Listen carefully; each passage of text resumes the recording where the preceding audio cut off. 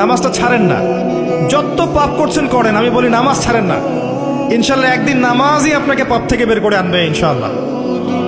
আর শয়তান আপনাকে হতাশ করতে চাইবে, শয়তান আপনাকে হতাশ করতে চাইবে যে তুই তো গার্লফ্রেন্ডের সাথে কথা বললি, রাতের বেলা পর্ন দেখলি, তুই তো ফ্রি মিক্সিংয়ে আছিস, তুই মাদক দ্রব্য খাচ্ছিস, তুই কাজে ফাঁকি মারিস, তুই ট্যাক্স আদায় করিস নাই, দুর্নীতি করছিস, তুই আবার নামাজ পড়বি কেন? শয়তান আপনাকে এগুলো বোঝাবে কিন্তু যে নামাজ তো আমার সময় পায় না, আমি তো অনেক পাপী মানুষ। এই ধোকায় পা দিবেন না। আপনি নামাজ কন্টিনিউ করতে থাকেন, ইনশাল্লাহ আল্লাহ পাক আপনাকে পাপ থেকে বের করে আনবেন ইনশাল্লাহ। ওই নামাজটা যদি ছেড়ে দেন তাহলে আর কোনো হাতিয়ার বাকি থাকবে না। আর আপনি যত পাপ করেন না কেন মায়ুস হবেন না, মন ছোট করবেন না।